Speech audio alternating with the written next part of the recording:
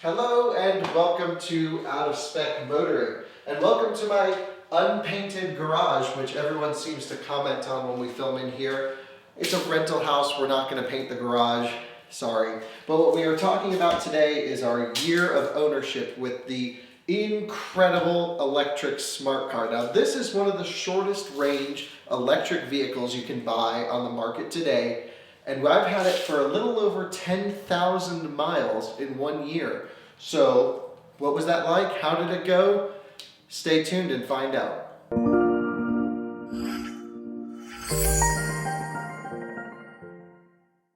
Now, if you've watched any of our content and followed the channel from the beginning, or even looked at our posts on Facebook or Instagram for Out of Spec Motoring, you know we use this thing all the time and we do some crazy things with it. We take it to Home Depot, we take it in the snow, we do donuts with it, we've driven it on the racetrack. This has actually done hot laps on our racetrack, and it's really cool. But I'd like to start talking about financially why this vehicle made sense for us. So let's be super transparent about the numbers, and this all starts with the spec on this car.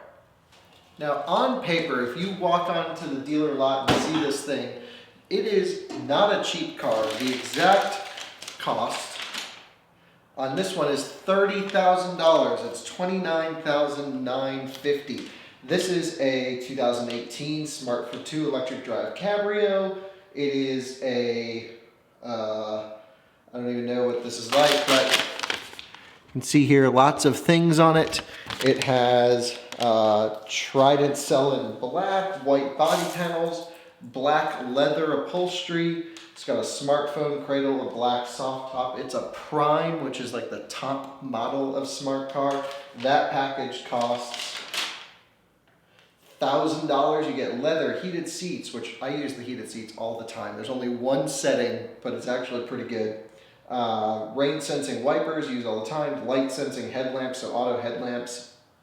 It has fog lights with the weirdest cornering feature. If you have just your normal lights on and start to turn, it'll light up one side of fog lights. BMWs do this, Mercedes does it, of course. This is made by Mercedes, but I think that's stupid, so I drive all the time with fog lights on, so they're not constantly turning off, making on and off, looking like we have a headlight out or a fog light out.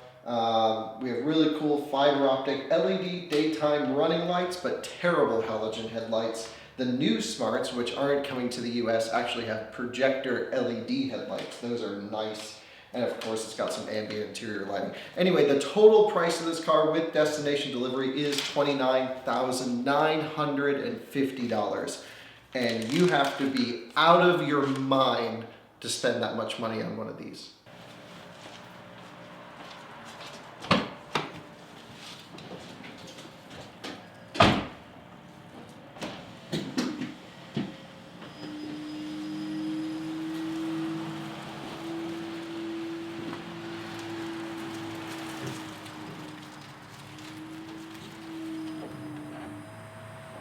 So let's say you walk into a dealership and spend $30,000 on this car, which you would think I did, but I did not. Let me explain.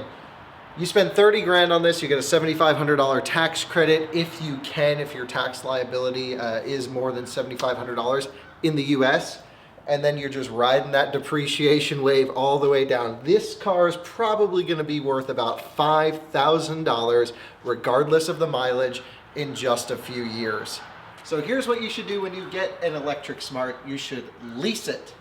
And normally leasing makes no financial sense, but in this case it absolutely does. So I leased this car with a one-pay lease for $5,000 for a 10,000 mile lease over 36 months. So for 3 years, I wrote a check to have this car for $5 grand and said, okay, it's not gonna cost me a penny more than that to have this car because of the maintenance being included in the lease.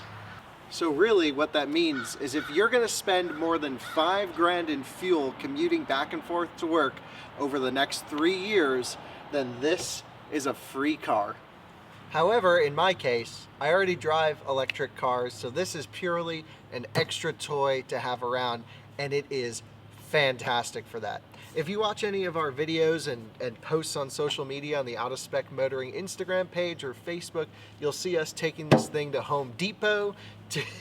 We're going to pick up our Christmas tree in a little bit with it, and it is a great workhorse of a vehicle. We throw the dogs in this thing all the time. This is the official Out of Spec dog transportation vehicle, and it is absolutely perfect to care about it zero, because it's going back to Mercedes, and just, I don't even think it's ever been washed, maybe once or twice in the 1 year I've had it.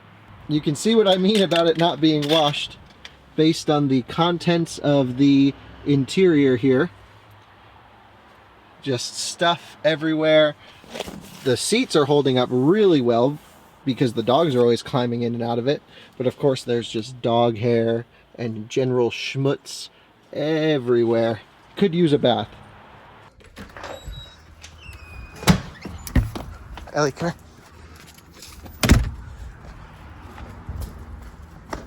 All right, Ellie, load up. Let's go. Good girl. Get on in there. Up. Yes. It always takes her a while. Come on. Let's go. Put a leg up. Let's go. I'm not going to help you. Oh my gosh. Come on now. Let's go. Get on in. You do this every day. Come on. Get in the car, Ellie. Let's go. Come on. Up. Come on. In. Put this foot here. Yeah. Now go.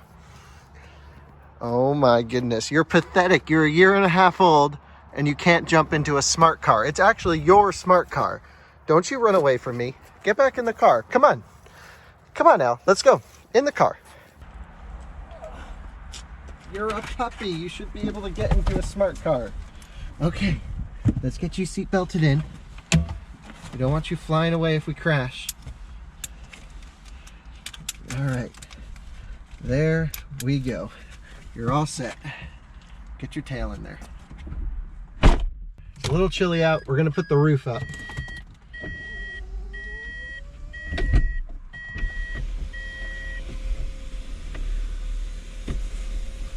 You have to push and hold this button the whole time. There we go. Now, as we're on our way to make an errand, I want to talk about one of the best things about this car, which is its turning radius. I can literally just make a 3-point turn in my driveway instantly. I can actually almost do a full U-turn in the garage with this car, which is amazing. The wheels go completely sideways. I just love it so much. All right, Ellie, we're gonna unleash full power. Here we go. Whoa! And that's it, 60 kilowatts of fury. It's 80 horsepower, and we are nearly at 60 miles an hour. Boom, 60 uphill. It's rated at something like 11.5 seconds to 60 miles per hour, which honestly, for the city, it's pretty fast. But you're already going to sleep. Oh my goodness. Ellie. Okay.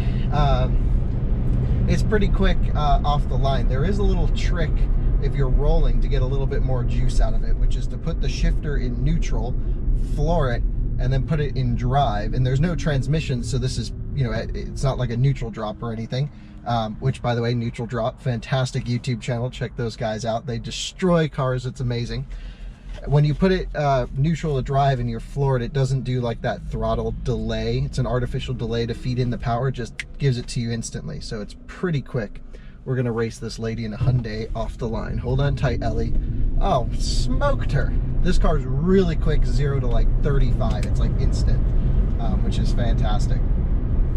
Now, range-wise, this car is rated at 58 miles of range by the EPA, which sounds awful. But what's crazy is I've never once felt like I couldn't make it anywhere with this car. Most of my driving with this is done inside our city in Raleigh, and I've never thought, oh, maybe I can't make it. It's always, I have so much range. We end up plugging the car in every night with 60 or 70% battery left, and we just run simple errands around town. It's more than enough range.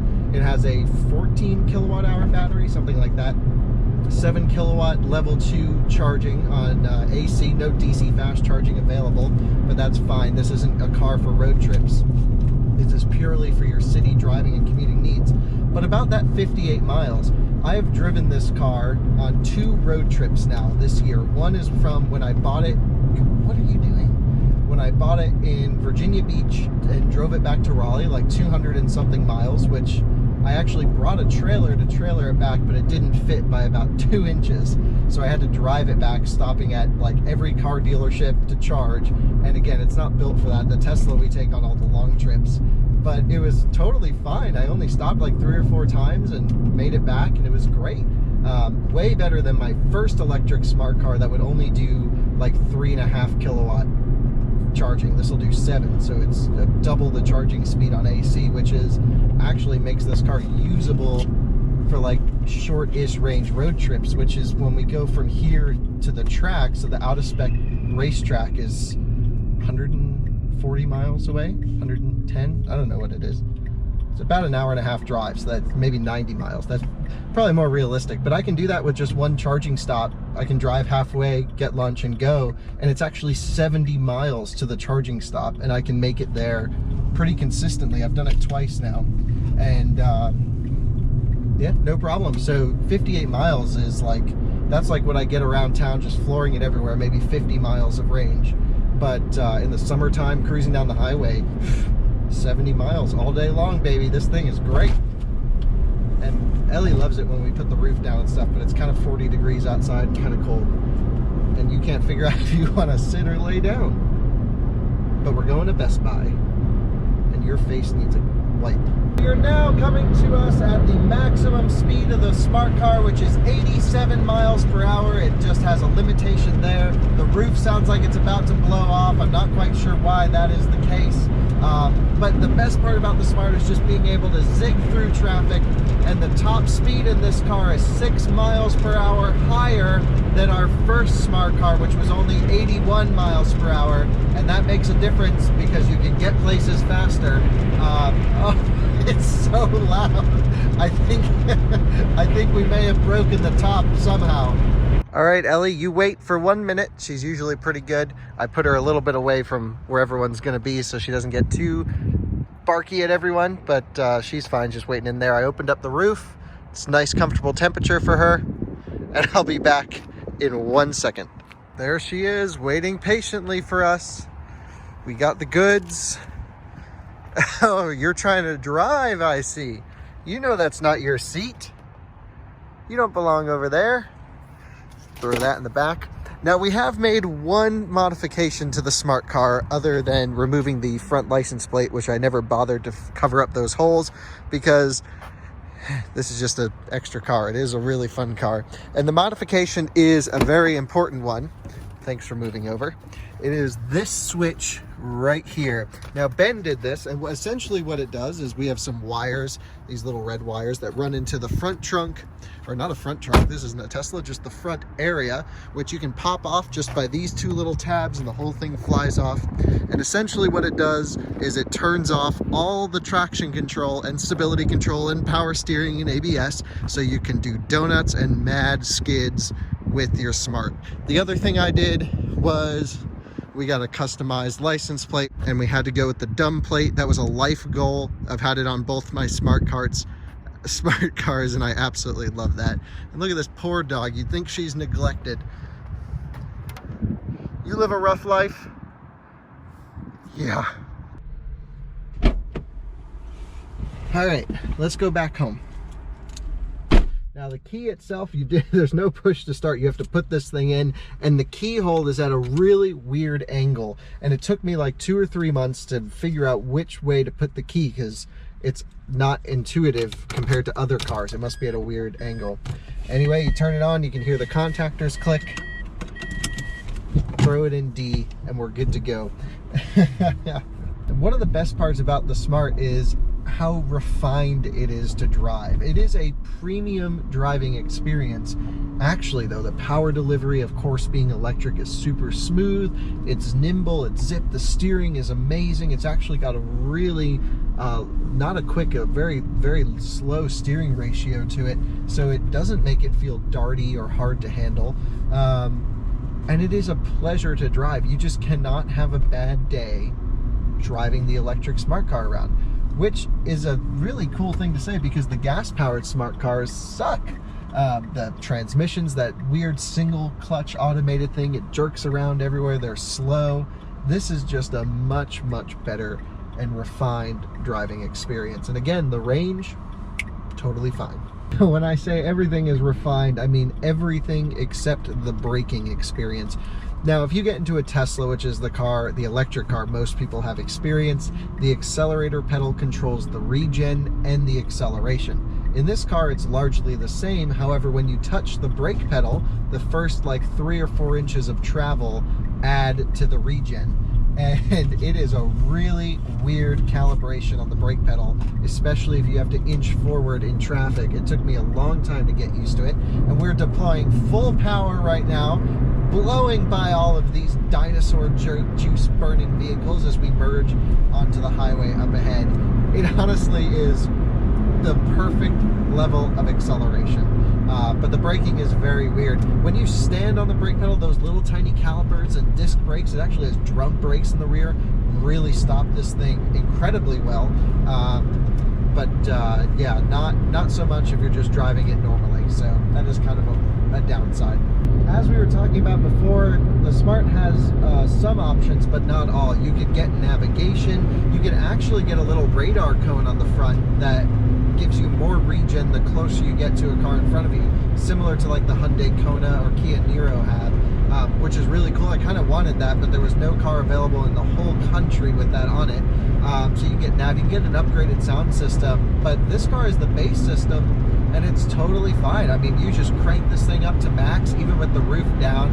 It doesn't really have much distortion, and you can hear your music. Again, this isn't meant to be like Tesla level quality, which that's not always great quality anyway. But you know what I mean? It's just a good city car, pound around car, and the stereo's fine. It's actually one of the only cars I'm okay with having a sort of a base specification.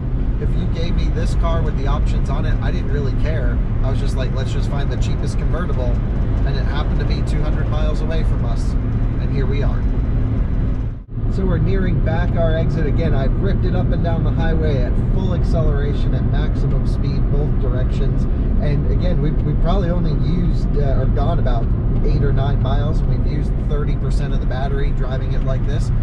But that's fine, because I'll get home and plug it back in. You don't need a lot of range for a city car. What's interesting, again, back to our geeky EV owners, is this car will do 45 kilowatt regen under hard braking, which is just insane. So, you know, because the car doesn't offer any DC fast charging, but it is really cool how much regen it can take for such a small little 13 or 14 kilowatt hour battery pack. So that is pretty nice. Well, we had one last errand to do on the way home, to grab a tree, and there we go.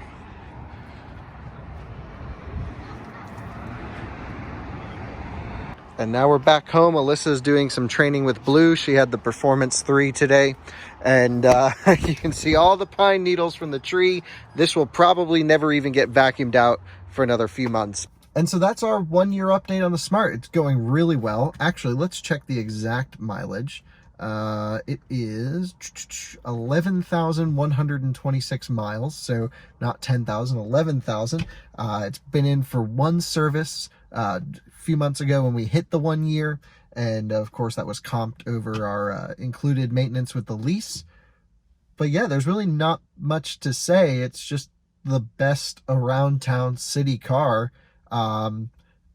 It's just perfect. I love this thing. It's my favorite car I've ever owned, and everyone's always asking why. And maybe we'll do a fun video with this showing all the fun things you can do with the electric Smart. But here's to 2 more years of this thing, and I'm going to be sad to give it back, but I'll just get another one. I can't imagine life without an electric Smart car. The only car I think I'd trade it for is maybe a Renault Twizy if we can get one in the US. And we may have found a connection for one, by the way. So stay tuned. Thanks for subscribing and watching Out of Spec Motoring. We'll have a lot more fun stuff coming soon, and we'll catch you on the next one.